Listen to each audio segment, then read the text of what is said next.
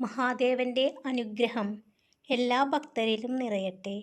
ഭക്തരെ, ജീവിതത്തിൽ തളർന്നു പോകുമ്പോൾ നിങ്ങൾക്ക് വേണ്ടത് ഉപദേശങ്ങളല്ല, നിങ്ങളെ കാണാനുള്ള കണ്ണുകളും കേൾക്കാനുള്ള കാതുകളും മനസ്സിലാക്കാനുള്ള ഹൃദയവുമാണ്.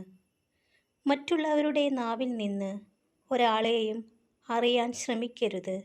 കാരണം എല്ലാവർക്കും ഒരുപോലെയാവില്ല.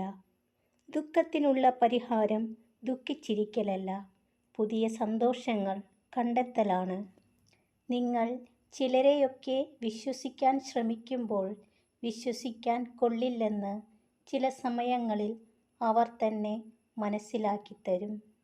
ഒരാളെ വേദനിപ്പിക്കാൻ എല്ലാവർക്കും കഴിയും. എന്നാൽ വേദനിക്കുന്നവർക്ക് അത് എത്ര ആഴത്തിൽ അനുഭവപ്പെടുമെന്നോ എങ്ങനെ ഉരുകിത്തീരുന്നുവെന്നോ അവർക്ക് മനസ്സിലാക്കാൻ കഴിയില്ല. ഭക്തരെ, നിഷ്കളങ്കരായ മനുഷ്യർ വിഡ്ഢികളല്ല. എല്ലാവർക്കും നല്ല മനസ്സുണ്ടെന്ന് അവർ കരുതുന്നു. അറിവിനേക്കാൾ മഹത്തരമാണ് മനസ്സിലാക്കൽ. നിങ്ങളെക്കുറിച്ച് അറിഞ്ഞവർ ഏറെയുണ്ടാകും, മനസ്സിലാക്കിയവർ അപൂർവവും. നിങ്ങളുടെ ഓരോരുത്തരുടെയും ജീവിതം വളരുന്നതും താഴ്ന്നു പോകുന്നതും നിങ്ങളുടെ ധൈര്യവും ആത്മവിശ്വാസവും എത്രത്തോളമുണ്ടോ എന്നതിനനുസരിച്ചായിരിക്കും. ഭക്തരെ, മറ്റുള്ളവരുടെ വേദനകളിൽ നിങ്ങൾക്ക് ദുഃഖം വരുന്നുണ്ടെങ്കിൽ നിങ്ങളുടെ ഹൃദയം വിശാലമാണ്. നിങ്ങൾക്ക് ജീവിതത്തിൽ ചില അവസരങ്ങൾ വരും, ചില സങ്കടങ്ങൾ വരും. അത് പലരെയും മനസ്സിലാക്കാനും പലതും ഉൾക്കൊണ്ടുകൊണ്ട് പിന്നീടുള്ള ജീവിതത്തിൽ പാഠമാക്കാനും ചിലരെ ചേർത്തു നിർത്താനും കൂടിയുള്ളതാണ്.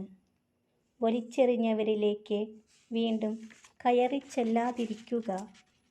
വാക്കുകൊണ്ടും പ്രവൃത്തി കൊണ്ടും മുറിവേൽപ്പിച്ചവരിലേക്ക് ഇനിയും ഒരു തിരിച്ചുപോക്കുമരുത്.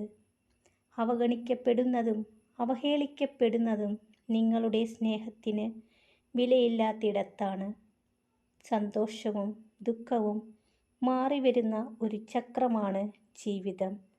പ്രയാസമുള്ള സമയം കടന്നു വരുമ്പോൾ ഓർക്കുക, തീർച്ചയായും നല്ല സമയവും കടന്നുവരും. മഹാദേവന്റെ അനുഗ്രഹം എല്ലാ ഭക്തരിലും ഉണ്ടാവട്ടെ. ഓം നമഃ ശിവായ.